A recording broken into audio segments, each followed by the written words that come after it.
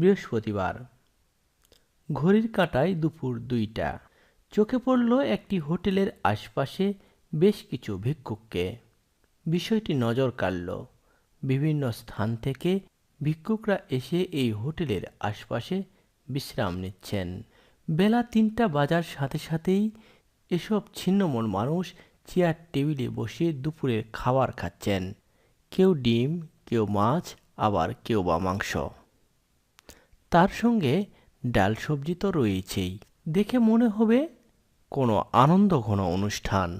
আমরা গরিব মানুষ, আমরা জীবনে যেটা খেতে পাই না সেটা এখানে আমরা খেতে পাই। আমাদের কোনো টাকা পয়সা লেয় না, আমরা ভালো মন্দ খাই, মাংস দেয় সপ্তাহে। আমরা তো গরুর মাংস কিনতে পারি না। বছর ভরা কুরবানি আসলে আমরা গরিব মানুষ চা খাই, এই বাবা খিলাই আমাকে। না টাকা লেয় না, এটাই আমাকে আত্মার শান্তি।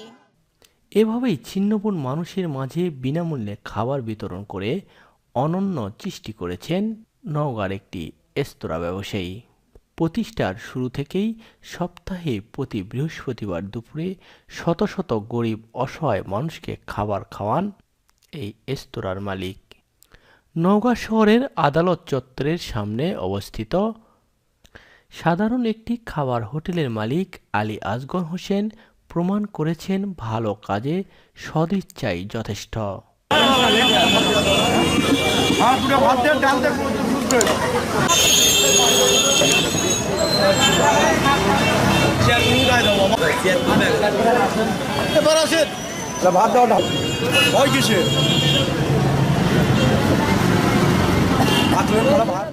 আসলে আমি মনে করি যে আমার জীবনটা তো আসলে আমি কিছুই ছিল না, আমি একটা অসুস্থ মানুষ।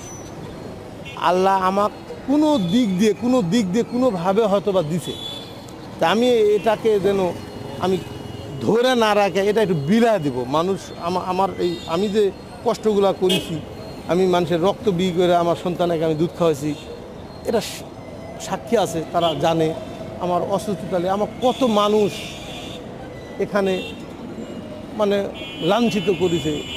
এই আমি আসলে আমার জীবন দশায় খুব কষ্ট ছিল, চরম কষ্ট। খুব কষ্ট করে আমার বাপ একটা ইমাম মানুষ, আমরা 6 ভাই 4 বোন। আমার বাপের 1 কাঠা জমিও নাই, যেই জমি দিয়ে আমাদের বাপ মরার পর আমরা 2 কেজি চাল আমরা খাবো ছিল না।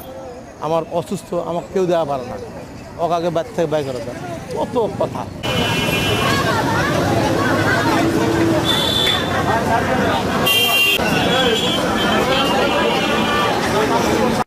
তবে তার জীবন ইতিহাস এতটা আনন্দের ছিল না, এমনভাবেই বলছিলেন তার জীবন কষ্টের ইতিহাস।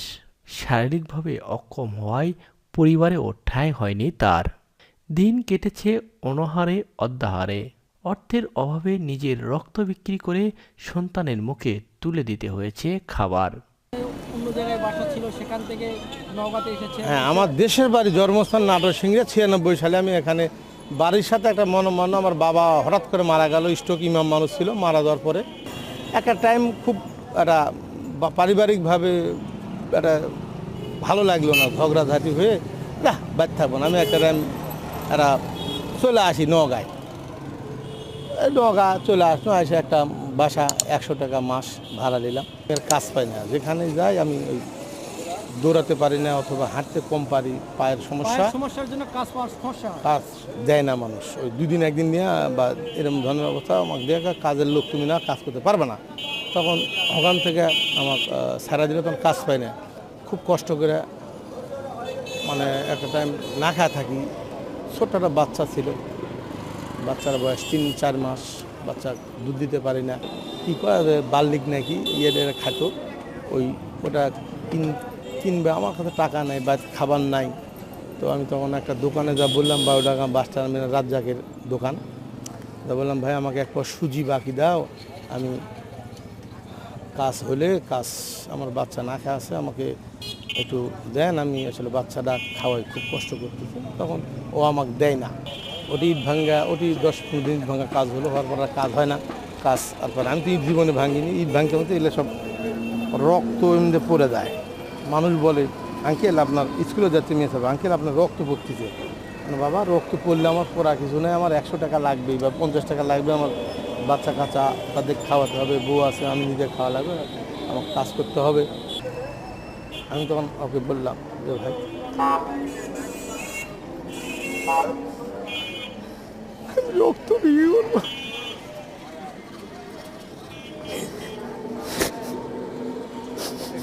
আমি রক্ত বিক্রি করবো, কোন দিক দিয়ে যাবো বলে।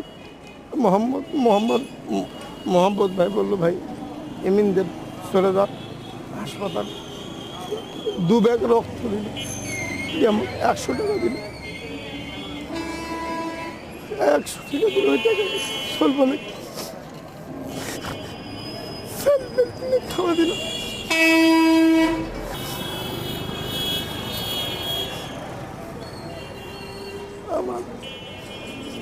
আমার আমি তখন কোথাও কাজ করতাম, আমার শারীরিক অসুস্থ, পেটের ব্যথা না। কাজ করেছেন অন্যের হোটেলে 25 টাকা দিনমজুরিতে। সে হোটেলও একসময় ঋণের দায়ে দেউলিয়া হয়। সেই সময় সেই হোটেল মালিককে সঙ্গে নিয়ে হোটেলের হাল ধরেন নিজেই, আর ঘুরতে শুরু করে ভাগ্যের চাকা। অনেক কষ্ট নিয়ে ইসাবিল ভাই বলে একটা লোক আছে, ওর বাহাত ভাড়া থাকি, ওকে বললাম ভাই আমাকে একটা কাজ দেখা দেন, আমি তো তেমন কিছু চিনি না। তখন ও বলে যে আলিমের দোকান বলে একটা জায়গা আছে কোর্টের সামনে, ওই দোকানে যান, আমার নাম বলেন, আপনাকে একটা কাজ দিবে। তখন আমি এসে পরিচয় দিলাম যে আমি মুখ ভাই আমাকে পাঠালো, আমাকে একটা কাজ দেন। তো ও আমাকে প্রথমে কাজ দিল, পানি দেওয়া, গিলাস সাফ করা। কিছুদিন পর যখন আমার কথাবার্তা ভালো লাগলো, উনি আমাকে সামনে দিল যে মানুষের সাথে কথা বলো, আর তরকারি ভাত কী দাম কী এলা বেচতে এক পর্যায়ে ওই 5-7 বছর দোকান করার পরে বা 4 বছর সময় দোকান করার পরে উনি দোকান ইনার একটা পার্টনারের সহ ইনি দোকান কিনে একটা পার্টনার নিয়ে ব্যবসা ইনি করে, আমি তখন কাজ করি। তখন আমার বেতন তখন বাড়তে 30, 40, 50। ইনার দোকানে যখন আমি কর্মরত ছিলাম তখন আমার বেতন ছিল 55 টাকা। তখন আমাকে বলল, আমি তখন বললাম ঠিক আছে, আমার কাজে আপনারা নেবেন? হ্যাঁ নিব কাজে। তখন ওখানে কাজ করতে করতে ওনার পার্টনার দোকানে অনেক টাকা ঋণ করে দোকানের থেকে একটা আমি চলে যায়। তারপরে ইনি একা হয়ে গেল, ইনার সাথে আর কেউ নাই। ইনি মানে দোকান তখন মাস 6 বা 7 মাস বা 1 বছর হতে পারে, এটা করে ও ঋণ হয়ে যায়। তখন আমি তখন মেকআপ করা পারি না, আমি তো কর্মচারী, আমি আসলে ওকে হুকুমও করতে পারি না যে এটা না এটা করেন। তখন ও এক টাইম করে আমি ওর বউ বাচ্চা সব কথা আমি দোকান করবে না, তখন দোকান অনেক টাকা ঋণ হয়ে যায়, যা দোকান বিক্রি করলে ঋণ শোধ হবে না। তখন ওর মনে হয় চলে যায় দোকান থিয়া। তখন পাওনাদার যেগুলো আছে সেগুলা আমি দোকানে বসে আছি, পাওনাদার আসা কেউ আমাকে মারবে চায়, কেউ ধাক্কা দেয়। আমি ভাই কী হয়েছে, আমি তো কর্মচারী, আমাকে কেন আপনারা এভাবে বলেছেন? তুই কথা দিল লিয়ায় টাকা পয়সা পাবো। তো আমি তখন পরে 5-7 দিন বা 3 দিন পর ওরে দেখলাম যে ভাই আপনারা আসেন। আমি বললাম ভাই আপনারা যদি আমাকে সময় দেন টাকা পয়সা পাবেন, সবাক দিব, সবাক থেকে মাল নিব, চাউল নিব, ডাউল নিব, মাছ নিব। তবু যে আগেকার টাকা ওটা আস্তে আস্তে নিতে হবে, আর এখন যেটা নিব এটা লগত প্রতিদিন নিব, প্রতিদিন দিব। তখন ওরা একটা টাইম তখন আমি বলি যে আমার একটা কথা আছে, আমাকে বিশেষ করলে এই দোকানটা আমি সবাই মিলে যদি আমাকে হুকুম দেন, এই দোকানটা আমি একটু চালাতে চাই, আপনারা যদি সবাই আমাকে বলেন। তখন আমি বললাম, ওরা তখন বললো ঠিক আছে সোহেল তুই চালা। তখন ওকে লিয়ে দাম বাদ যাই, যা ওকে ডাকি, তো ভাই দোকান করি, তো ভাই আমি দোকান করব না, আমি দোকান করা পারবো না ভাই। আমি তখন ওর বউ, ওর মাও, ওনার ভাই সবাক নিয়ে বসার পরে একটা টাইম মানে উনিও রাজি হলো। আমি ভাই চলো, আমি যদি খায়া থাকি তুমি খাবা, আমি না খাওয়া থাকলে তোমাকে খাওয়ানোর চেষ্টা করবো, যদি আল্লাহ আমাকে বাঁচা রাখে। 2 ভাই মিলে একটা চেষ্টা শেষবার করি ভাই, চলো, আল্লাহ তো দিতেই পারে, আল্লাহ তো মহান, আমরা এত কষ্ট করে চালা কেন দিবেন আমাদেরকে। তখন আমরা দুজন দোকানেতে আসি, তখন আমাদের কথা হয় আমি যাহা বলবো সেটাই সঠিক। তুমি মালিক হও, কিন্তু সন্ধ্যার পরে ব্যবসার লাভ হলে গা মালিক, লাভ না হলে তো লসগাতে মালিক হওয়া যাবে না। তো মালিক হতে হলে তোমাকে থামতে হবে।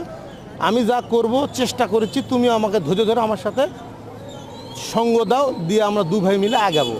তখন এই 2000, 2500, 1600 বা 3200, 5000 বেচতে বেচতে বেচতে বেচতে একটা পর্যায়ে আমরা নগর শহরের একটা মানে দোকান 20 কেজি 10 কেজি গোস্ত বিক্রি শুরু হয়ে গেল। তখন আমরা আস্তে আস্তে ভাড়া ছিলাম। আমি তখন উনার বউ বাচ্চাও তখন আবার আমি নিয়ে আসলাম, বা উনিও নিয়ে আসলো, সবাই মিলে ভাই এখন আমরা চলতে পারবো, বাচ্চা বউ ওখানে থাকলে 10 দিন 15 দিন পর বাদ যাও, অসুবিধা, চলবো, লেখাপড়া করবে, সমস্যা। ওর বউ বাচ্চা আমি তখন নগাঁ নিয়ে এসে ভাড়া নিয়ে দিই, আমিও ভাড়া থাকি। থাকতে থাকতে মুসলিম চক্রামচন্দ্র চাচা আমার মুরব্বী, উনার 2 কাঠা জমি কয়, বা তুই জমি 2 কাঠা লে। তখন চাচা আমার কাছে টাকা নাই, কত আছে দিই, তখন ওকে 20,000 টাকা দিই, দিয়ে 2 কাঠা জমি লে। নেওয়ার পরে ইনি আমাকে বলে ভাই জমি আমি স্টাডি করতে যাচ্ছি। উনি বলে যে ভাই জমিটা তোমার নামে নিও, আমার নামে দিন, আমার তথ্য সম্পদ আছে, তোমার তো কিছু নাই। তো আচ্ছা ঠিক আছে আমার নামে নিব। আমি যা আমার 2 ভাইয়ের নামেই করেছি জমি, আমরা যা সম্পদ করেছি মোটামুটি 2 ভাইয়ের নামে করেছি। একটু সামান্য থাকার মতো বাড়ি করেছি চক্রামচন্দ্র মৌজায় 2 নম্বর ওয়ার্ড। এই যে আমাদের 2 ভাইয়ের মধ্যে এখনও ব্যবসা, ওই যে কথা আমি যা বলবো ওটাই শেষ কথা, এখনও আমার দুজনের মধ্যে এটা চলতেছে। কোনো উদ্দেশ্য নিয়ে নয়, নিজের কষ্ট আর আল্লাহর সন্তুষ্টির লাভের আশায় এমন উদ্যোগ। তারা দুজন যতদিন বেঁচে থাকবেন ততদিন এমন মহৎ কাজ করে যেতে চান তারা। এই উদ্যোগটা কিভাবে নিলেন? খাওয়ানোর উদ্যোগটা আমরা 2 ভাই, উনি আমাকে বলে যদি একটা ফকির কোনো কারণবশত দোকান থেকে ঘুরে যায়, ইনি আমাকে টাচ করে, এই ফকির ঘুরে দিলি কেন? ফকির ছিল না আল্লাহর কোনো বান্দা, কোনো ভালো লোক ছিল, ঘুরে কেন দিলে? তখন তারপরে থেকে উনি আর আমি 2 জন দোকানের নির্দেশ দিলাম, দোকানের কোনো লোক খাবার চাইলে ফেরত দেওয়া যাবে না, যত ভিড় হোক। তারপরে থেকে আমরা 2 জনের পরামর্শক্রমে, একক ডিসিশন না, আমরা 2 জনের পরামর্শক্রমে দোকানে কোনো লোক খাবার আসলে তাকে ফেরত দেওয়া যাবে না। আমাদের কোনো উদ্দেশ্য নেই, আমার উদ্দেশ্য আল্লাহ। আল্লাহ আমাদের অর্থ দিছে, কিছু ছিল না, এর থেকে 2 টাকা দিছে। এর থেকে আমরা বাজার করলে 1000 টাকা বাজার করে পারবো, 2 দিন 2000 টাকা বাজার, 2000 টাকা বাজার না করে 200 টাকা 400 টাকা বাজার করবো, 1600 টাকা আমার গরিবের খাওয়াবো। উদ্দেশ্য এই, আমাদের 2 জনের এই উদ্দেশ্য, সৎ উদ্দেশ্য কিছু না। আমার 2 ভাই কতদিন থাকবে বা কিভাবে? এরা সারা জীবন থাকবে, যতদিন আমি বাঁচা থাকবো, আমার 2 জন, যদি আল্লাহ মৃত্যু না দেয় এরা থাকবে। এটা আমি বাড়াতে আছি, এটার পরিসর আস্তে আস্তে বাড়বে, আমার পরিবেশও বাড়বে, আমার ব্যবসাও বাড়বে। এটার থেকে আল্লাহর রহম করে, এটার থেকে বরকতের দ্বারা আমার দোকানও মাল বাড়া দিছে আল্লাহ।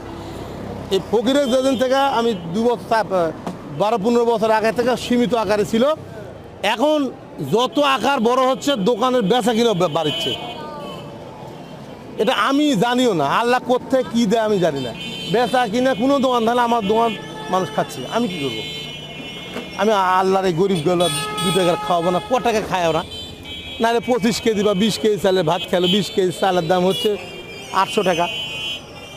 কোনো সপ্তাহ 1000 টাকা, 1200 টাকা, 1500 টাকার মাছ কেনা লাগে, কোনো সপ্তাহ 1500 টাকার পোলট্রি মুরগি কেনা লাগে, কোনো সপ্তাহ দোকানের গোস্ত থাকে ওই ওই 2 কেজি 1 কেজি কেজি ওলা থাকে, কোনো সপ্তাহ বিরিয়ানির গোস্ত থাকে, এলা সেলা মাছ থাকে। আমার তো আসলে বড় ধরনের কিছু কিনতে হয় না। যেমন আপনি যদি একটা 100 ফকির খাওয়াতে লাগেন, আপনার অনেক সমস্যা হবে, আমার তো কোনো সমস্যা নেই। আমার কাছে 200 লোক হলে আমার কোনো সমস্যা নেই। আমার দোকানে ভাত আছে, এখনও 200 লোক খাওয়ালে ভাত ফুরাবে না, সমস্যা কি?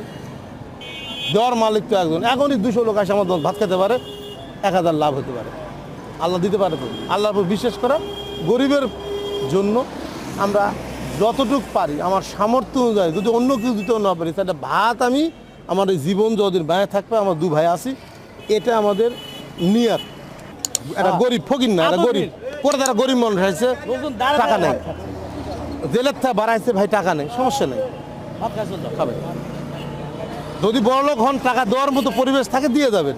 আর যদি মনে করেন না ভাই দিতে পারবো না, আলহামদুলিল্লাহ চলে যাবে, সমস্যা নেই। আমরা এইভাবে চেষ্টা করি। ধন্যবাদ আপনাকে। ভালো থাকবেন, আমার জন্য দোয়া করবেন। ভালো কাজের জন্য সদিচ্ছাই যথেষ্ট। আলহাজ আলী আসগর হোসেনের এমন উদ্যোগ প্রশংসা কুড়িয়েছে সব মহলে। ভাত দেওয়াটা হয় কিসে?